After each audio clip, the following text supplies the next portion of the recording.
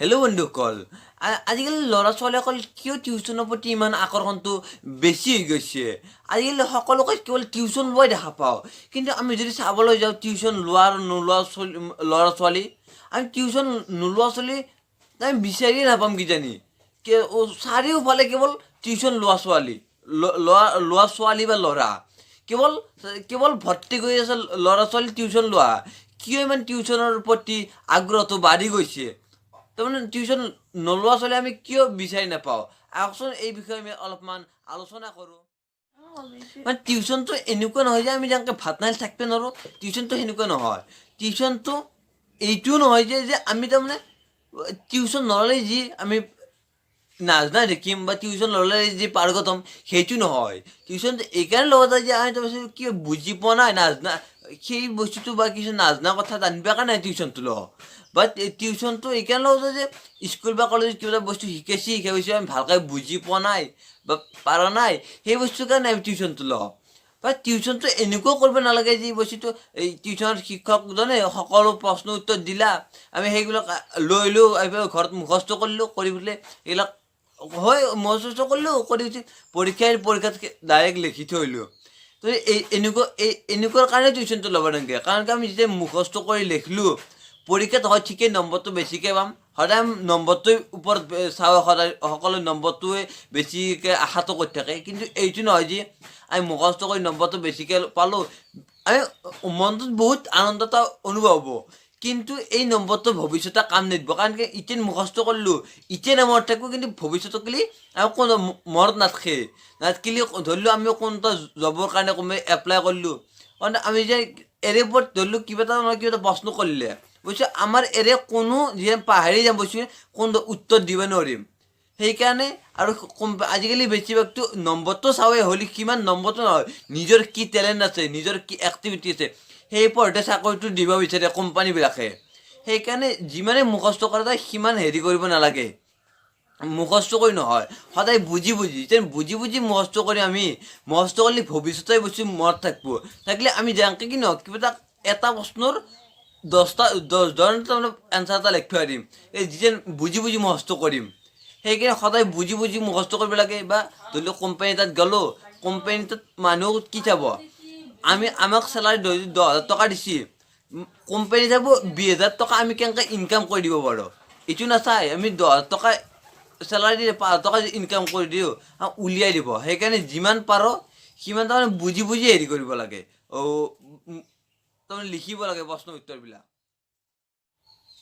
আৰু ল'ৰা ছোৱালীবিলাক টিউশ্যনটো এনেকুৱা বুলি ভাবিব নালাগে যে টিউশ্যন শিক্ষকজনে সকলো প্ৰশ্ন উত্তৰ দি দিলে, মই লৈ আহিলোঁ মুখস্থ কৰিলোঁ পৰীক্ষাত লিখি দিলোঁ, এইটো বুলি ভাবিব নালাগে।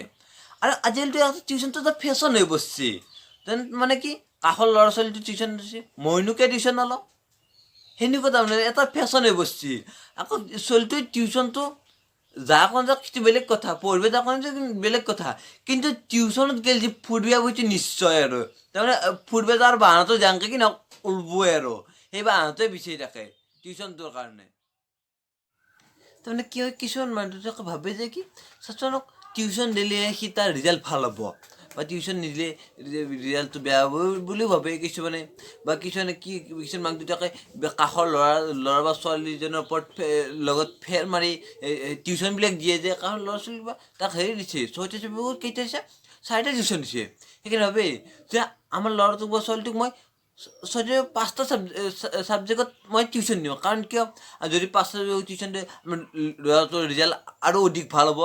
এইটো ফেৰ মাৰি টিউশ্যন দিব নালাগে, কাৰণ কিয় যদি অধিক ফেৰ মাৰি টিউশ্যন দিয়া হ'ব, ল'ৰাজনৰ ওপৰত যিখিনি ক্ষমতা আছে সুধি পেলাই টিউশ্যন দিব লাগে। কাৰণ কিয় যদি ল'ৰাজনৰ ক্ষমতাতকৈ অধিক বোজা কৰিব দিয়া হয়, তেতিয়াহ'লে ল'ৰাজনৰ তাৰমানে কি হ'ব, আসান কাণেৰে শুনিব, আসান কাণেৰে ওলাই যাব, তাৰমানে ল'ৰাজন টিউশ্যন দিয়া নিদিয়া সমান হ'ব।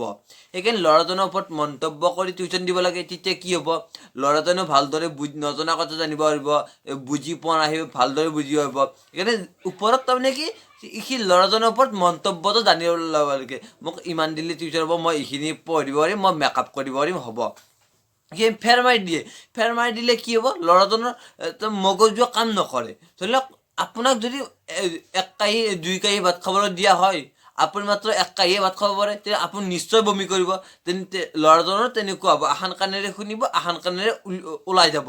সেইকাৰণে ল'ৰাজনৰ ওপৰত তাৰমানে ল'ৰাজনে মগজুটোৱে তাৰমানে কিমান অভিজ্ঞতাটো তাৰমানে ঢুকি পাব আৰু সেইটোৰ ওপৰত বস্তুটো চাই পেলাই সেইকাৰণে ল'ৰাজনৰ ওপৰত মন্তব্যখিনি বা কথাখিনি জানি পেলাই টিউশ্যন ল'ব লাগে।